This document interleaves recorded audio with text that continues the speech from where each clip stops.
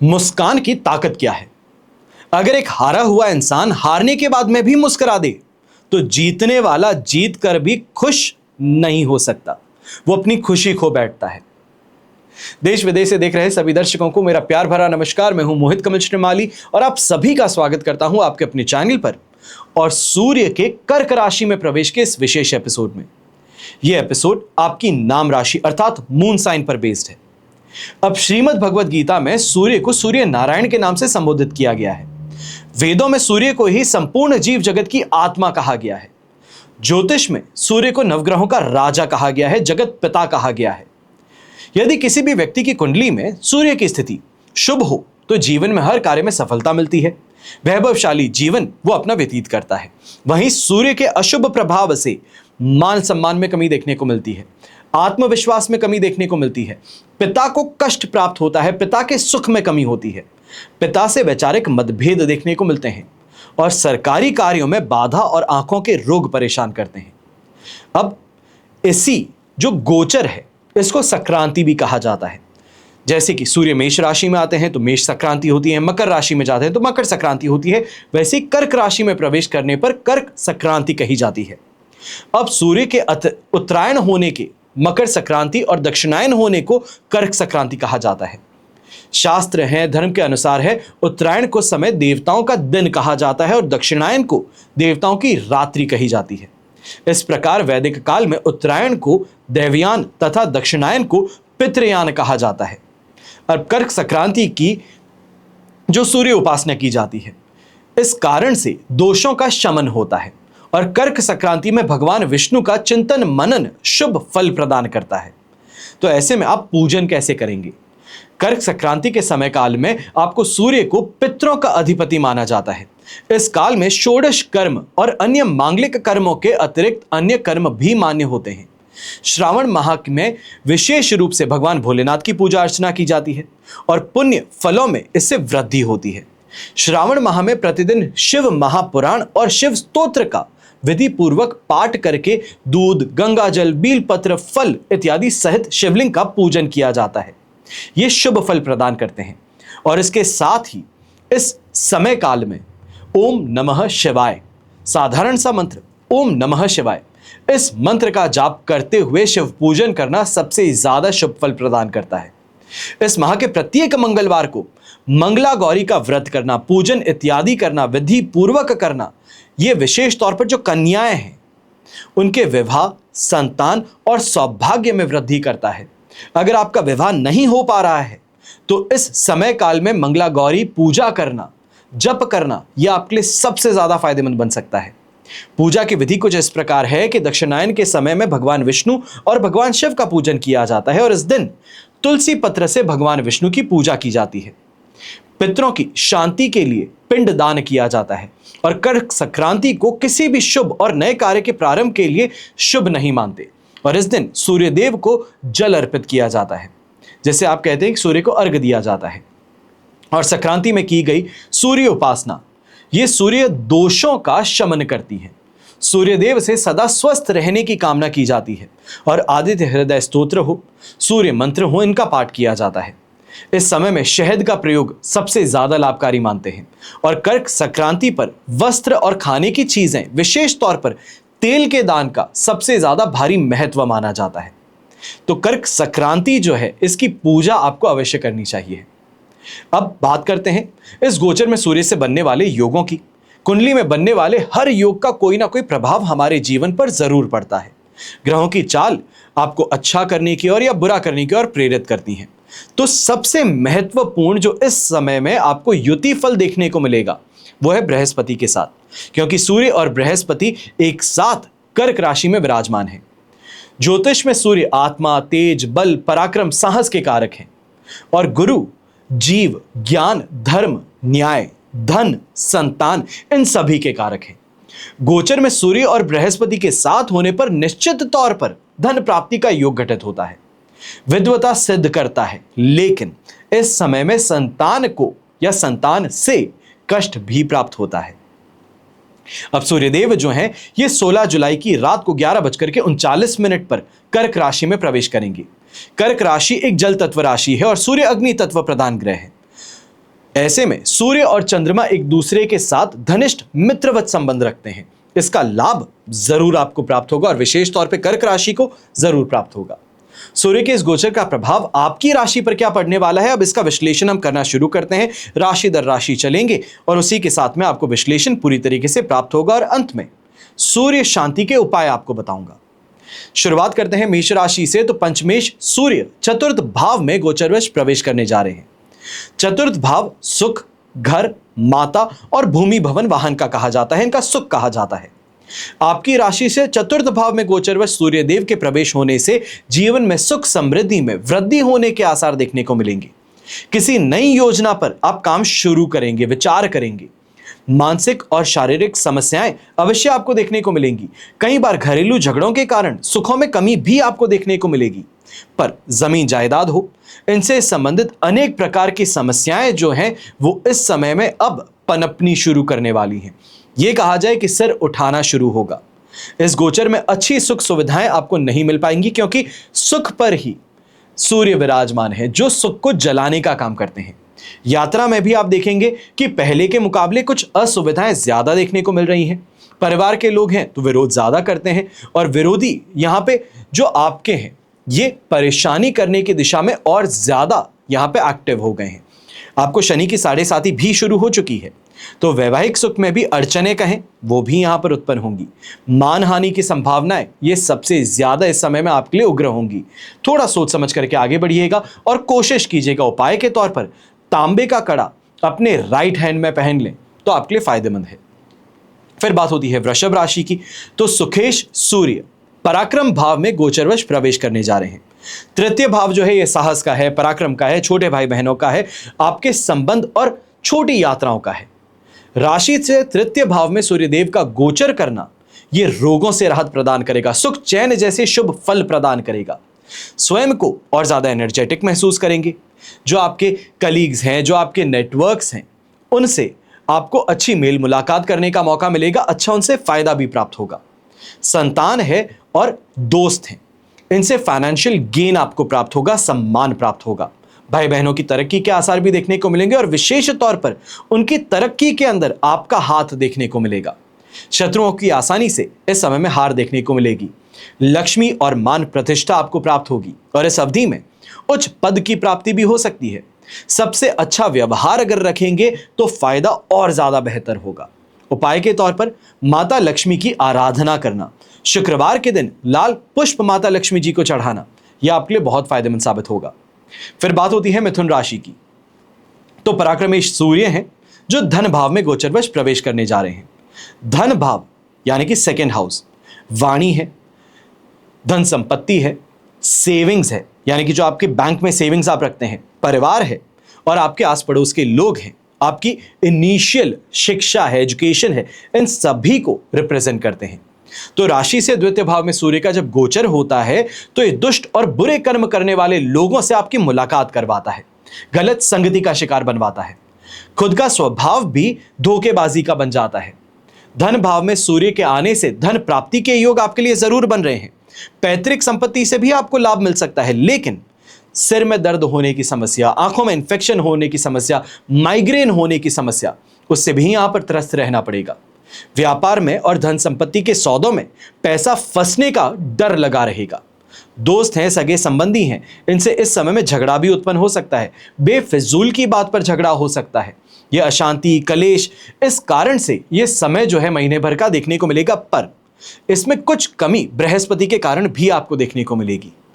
कोशिश कीजिएगा उपाय के तौर पर हर सुबह गाय की सेवा करें, चाहे हरा चारा खिला सकते हैं, गुड़ रोटी खिला सकते हैं, या फिर जो रात में बचा खाना होता है वो डेडिकेटेड स्पॉट अपने घर के बाहर बना दीजिए, वहां पर रखें कि गाय आकर के उसे खा सके। फिर बात होती है कर्क राशि की। तो धनेश सूर्य प्रथम भाव में प्रवेश करने जा रहे हैं। प्रथम भाव यानी कि फर्स्ट हाउस, यह आपका स्वभाव है, आपका स्वास्थ्य है, आपका रंग रूप है, आपका सुख और दुख है। तो राशि भाव में जब प्रवेश करते हैं सूर्यदेव तो आपके आत्मविश्वास को बढ़ाने का काम कर रहे हैं। साथ ही आपकी जो वर्केबिलिटी है, जो आपका इस समय में काम को लेकर के पर्सपेक्टिव है, उसको बेहतर बनाने का काम करेंगे। संभव है कि इस समय में अहंकार की भावना ये भी बढ़ जाए। क्योंकि जहां पर सूर्य विराजमान होते हैं तो वो उस व्यक्ति को ईगोइस्टिक बनाते हैं, अहंकारी बनाते हैं, मैं सही हूं। ये वाली स्थिति भी आपको सामना करनी पड़ सकती है। ये जैसे ही आपको महसूस हो, समझ जाइएगा कि सूर्य ने अपना प्रभाव दिखाना शुरू किया है। पर पैसों का नुकसान जो है वो इस समय में झेलना पड़ सकता है। व्यक्ति के मान सम्मान में कमी देखने को मिल सकती है और स्वास्थ्य जो है ये फिर भी साथ निभा देगा। अब ऐसे समय में एक बात का ध्यान दीजिएगा कि बृहस्पति भी यहां पर विराजमान है, जिस कारण से पेट के रोग और आंखों के रोग का कष्ट यहां पर उठाना पड़ सकता है। अधिकतर समय बिना किसी कारण के आप टहलते हुए नजर आएंगे, घूमते हुए नजर आएंगे। टूर पे जाते हैं, कहीं बाहर घूमने जाते हैं, बेफिजूल का घूमना है, पर उससे फायदा कुछ नहीं होता। ऐसे समय में परिवार से अलग होना पड़ सकता है, अलग रहना पड़ सकता है। संबंधी हैं, मित्र हैं, कलीग्स हैं, ऑफिस वाले लोग हैं, तो इनसे झगड़ा और विवाद ये मानसिक संताप का कारण बन सकता है। उपाय के तौर पे पूरी श्रद्धा के साथ में महादेव की आराधना करना यह आपके लिए सबसे ज्यादा फायदेमंद साबित होगा। फिर बात होती है सिंह राशि की। तो आपकी राशि के ही स्वामी सूर्य हैं, जो द्वादश भाव में गोचरवश प्रवेश करने जा रहे हैं। द्वादश भाव खर्च का है, नाश का है, कंप्लीशन का है, विदेशी यात्राओं का है, साथ ही साथ अपमान और अपयश का है। आपकी राशि से द्वादश भाव में सूर्यदेव का गोचर होना यह विदेश जाने के मौके भी आपके लिए खोलता है, लेकिन जो काम करते हैं, जो पोजीशन आपकी है, उसको लेकर के यहां पे डाइसीनेस देखने को मिल सकती है, समस्या देखने को मिल सकती है। नौकरी पर बात आ सकती है, खर्च बहुत ज्यादा बढ़ सकते हैं, कई प्रकार की परेशानियां, मुसीबतें ये आपको फेस करनी पड़ सकती हैं। अब बुखार कहें, इन्फेक्शन कहें, इन जैसी परेशानियां जो हैं ये भी इस समय में है। पेट की गड़बड़ी भी इस समय में ज्यादा है। पिताजी के स्वास्थ्य को लेकर के इस समय में आप ज्यादा चिंता में रहेंगे। चिंता छोटी है पर आप उसे बड़ा बना बैठते हैं। सरकारी डिपार्टमेंट्स हैं, इनका विरोध भी देखने को मिल सकता है, कोई नोटिस भी आपको मिल सकता है, आंखों का कष्ट भी यहां पर देखने को मिल सकता है। और ऐसे समय में दोस्त जो आपके हैं उनके साथ में व्यवहार शत्रुतापूर्ण यहां पर बन सकता है, इसके लिए सावधान रहना है। छोटी सी कही गई बात थी पर आपने ईगो पर ले ली, तो यह परेशानी का कारण है। उपाय के तौर पर रविवार के दिन विशेष तौर पर श्वेतार्क का पौधा जो होता है यह आपको लगाना है और रोजाना उसका पूजा पाठ करना है। फिर बात होती है कन्या राशि की। तो आपके लिए 12th हाउस यानी कि द्वादशेश सूर्य एकादश भाव में गोचर कर रहे हैं। एकादश भाव होता है लाभ का, यश का, वृद्धि का, बड़े भाई का। अब एकादश भाव में गोचरवश प्रवेश करने का मतलब है कि पूंजी में वृद्धि का योग, कार्य क्षेत्र में भी अच्छा प्रदर्शन होगा, एप्रिसिएशन मिलेगा। हर काम करते हैं तो लाभ प्राप्त होता है, आर्थिक उन्नति प्राप्त होती है, फाइनेंशियल गेन आपको स्टेप बाय स्टेप देखने को मिलता है। शानदार खान पान है, नई पोस्ट, नई नौकरी, नए लोगों का समर्थन, ये सभी चीजें आपके पास है। ओवरऑल कहा जाए कि एक हैप्पी फेज ऑफ लाइफ जो है वहां पर आप एंटर कर रहे हैं। स्वास्थ्य साथ निभाएगा, मांगलिक कार्य है, पूजा पाठ है, अभिषेक है, ये करने की ओर आपका इंटरेस्ट बढ़ेगा। आध्यात्मिकता और सात्विकता दोनों में वृद्धि है। सरकारी लोगों से इस समय में आपको कहीं ना कहीं सहायता मिल सकती है। प्रमोशन का समय भी है और पिताजी से भी आपको ऐसे समय में लाभ प्राप्त होगा। ओवरऑल कहा जाए 100% पॉजिटिव स्थिति में आप आ चुके हैं। उपाय के तौर पे बेहतर को बेहतरीन बनाना चाहते हैं तो रविवार के दिन विष्णु मंदिर में गेहूं आपको भेंट कराना है। इतना सा करेंगे तो फायदा आपके लिए और ज्यादा बेहतर होगा। फिर बात होती है तुला राशि की। तो लाभेश सूर्य दशम भाव में प्रवेश करने जा रहे हैं। दशम भाव है समाज में आपकी स्थिति, जीवन में मिलने वाली उपलब्धि। अब दशम भाव में सूर्य का जो दिग्बल प्राप्त होता है, यह कहा जाता है कि सूर्य 10th हाउस में दिग्बली है और यहां पर और ज्यादा अच्छा इंपैक्ट देते हैं। आपकी राशि से दशम भाव में गोचरवश सूर्यदेव का प्रवेश होना ये रुपए पैसे हैं, हेल्थ हैं, दोस्त हैं, सभी का सुख प्रदान कर देगा। किसी नई प्लानिंग आप यहां पे करते हुए नजर आएंगे, कोई नए काम की शुरुआत यहां पर करते नजर आएंगे और इससे अच्छा लाभ भी कमाएंगे।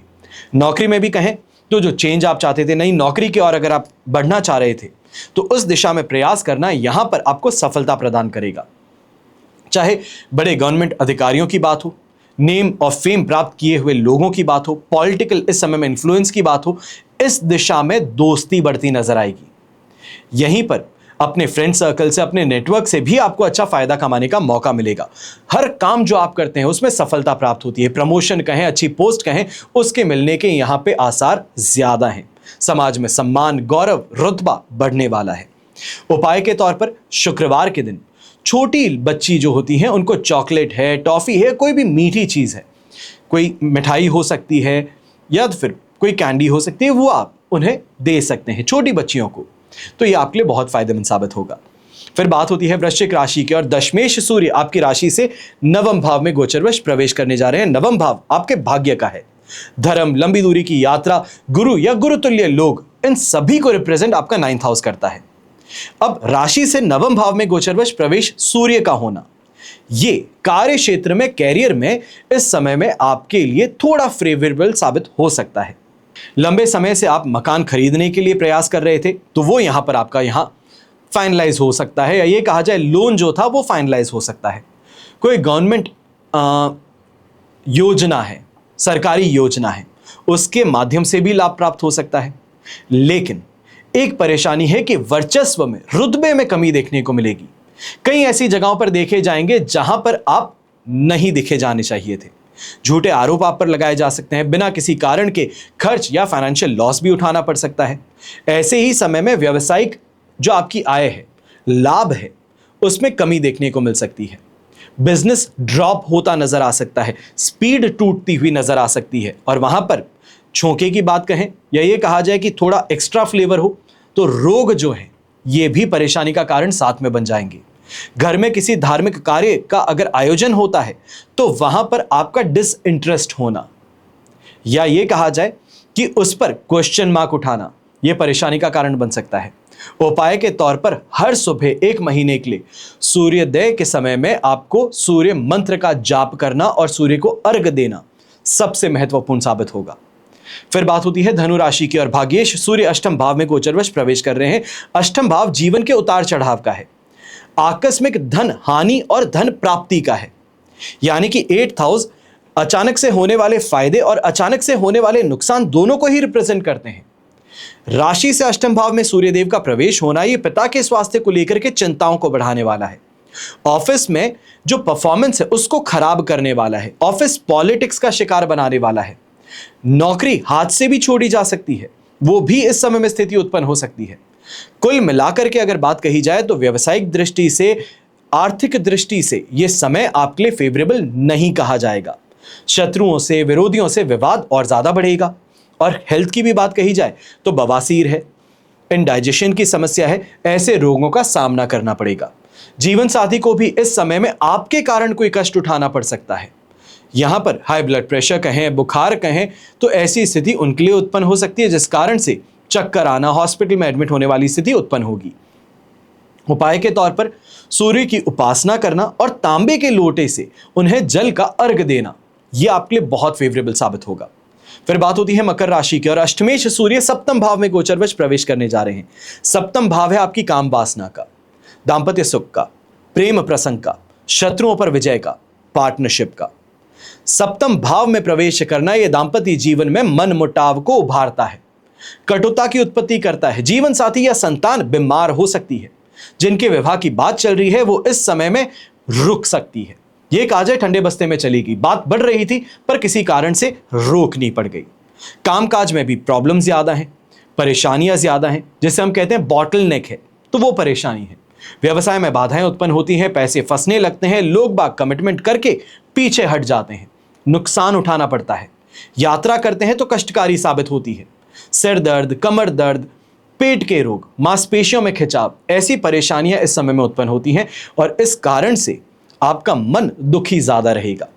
कोशिश कीजिएगा कि इस समय में शनिवार के दिन विशेष तौर पर जरूरतमंद जो मरीज आसपास में है, कोई गवर्नमेंट हॉस्पिटल आपके पास में हो सकता है, वहां पर जाकर के जो उनको दवाइयां चाहिए हैं बहुत सस्ते में होती हैं, वो कम से कम 2-3 लोगों को अगर आप सेवा प्रदान कर सकते हैं या फिर उनको दवा वितरित कर सकते हैं तो ये बहुत अच्छा साबित होगा आपके लिए। फिर बात होती है कुंभ राशि की, तो सप्तमेश सूर्य रोग भाव में गोचरवश प्रवेश करने जा रहे हैं। रोग भाव यानी कि 6th हाउस, यह आपके शत्रुओं को भी रिप्रेजेंट करता है, कोर्ट कचहरी को भी रिप्रेजेंट करता है, विवादों को भी रिप्रेजेंट करता है, अभाव को रिप्रेजेंट करता है, कर्ज को रिप्रेजेंट करता है, जीवन में आने वाली रुकावटों को रिप्रेजेंट करता है। तो 6th हाउस में जब सूर्य प्रवेश करते हैं तो ये कार्य सिद्धि और सर्व सुख की प्राप्ति करवाते हैं। नई नई वस्तुओं की खरीदारी होती है, विरोधियों की, शत्रुओं की पराजय यहां पर होती है, रोगों से राहत प्राप्त होती है, क्योंकि रोग भाव में बैठ करके सूर्य रोग को जलाने का काम करते हैं। इस कारण से विशेष तौर पर जो घुटने और कमर का दर्द है, इससे आपको कुछ हद तक यहां पर राहत मिलने वाली है। राज्य अधिकारी हैं, बड़े लोग हैं, इनका इस समय में आपको एडवाइस और मार्गदर्शन प्राप्त हो सकता है, फायदा उसके कारण मिल सकता है। सेल्फ रेपुटेशन में वृद्धि होती है। रोग, शोक और मोह, ये जो भावनाएं हैं, इनका नाश होकर के मन और शरीर दोनों स्वस्थ रहेंगे। उपाय के तौर पर छोटा सा एक काम करेंगे, हनुमान जी की पूजा आप करना शुरू कर दीजिए हर मंगलवार को। यह आपके लिए बहुत फायदेमंद साबित होगा। और फिर बात होती है मीन राशि की। रोगेश सूर्य पंचम भाव में प्रवेश करने जा रहे हैं। पंचम भाव जो है, यह संतान, विद्या, बुद्धि, किताबी ज्ञान, जिगर और आमाशय का है। राशि से पंचम भाव में गोचरवश सूर्य का प्रवेश करना यह शुभ प्रभावों में वृद्धि करता है। संतान पक्ष की ओर से शुभ समाचार मिलने का योग बनता है। जो दंपत्ति संतान प्राप्ति की कामना कर रहे हैं, उनको खुशखबरी मिल सकती है। रोजगार में मानसिक भ्रम खासतौर से यहां पर ज्यादा हावी रहेगा। शारीरिक और मानसिक शक्ति में, क्षमता में कमी देखने को मिलेगी। आर्थिक हानि भी यहां देखने को मिलेगी। स्वयं और संतान के स्वास्थ्य की चिंता भी यहां पर आपके दिमाग पर मंडराती रहेगी। और सरकारी अधिकारी हो तो उनसे इस समय में उलझना बहुत बड़ी भूल साबित होगी। मैं ये कहूंगा भूल नहीं बल्कि मूर्खता साबित होगी कि अगर किसी ऐसे बड़े व्यक्ति से आप इस समय में विवाद में उलझ पड़ते हैं। कोई भी यात्रा करते हैं तो बहुत सोच समझ करके कीजिएगा। जब तक बहुत ज्यादा जरूरी ना हो, यात्रा को टाल देना है, किसी और को भेज देना ज्यादा फायदे की बात है। और ऐसे समय में अक्सर इंसान जो है खुद को बहुत असहाय महसूस करता है कि मैं बहुत बेचारा हूं, मेरी कोई मदद नहीं करता, मेरा कुछ अच्छा नहीं होता। ऐसी भावना से अपने आप को बाहर निकालने की जरूरत है। उपाय के तौर पर रविवार के दिन गुड़ और गेहूं का दान करना आपके लिए बहुत फायदेमंद साबित होगा। तो यह हुआ अभी राशिफल। पर अब हम बात करने जा रहे हैं सूर्य दोष निवारण के उपाय की। तो सबसे पहले सूर्य का कोई भी उपाय करना चाहते हैं तो रविवार के दिन सूर्य की होरा में करना सबसे ज्यादा शुभ माना जाता है। सूर्य की होरा क्या है? सूर्योदय से 1 घंटे के अंदर अंदर आपको कुछ चीजों का दान करना चाहिए।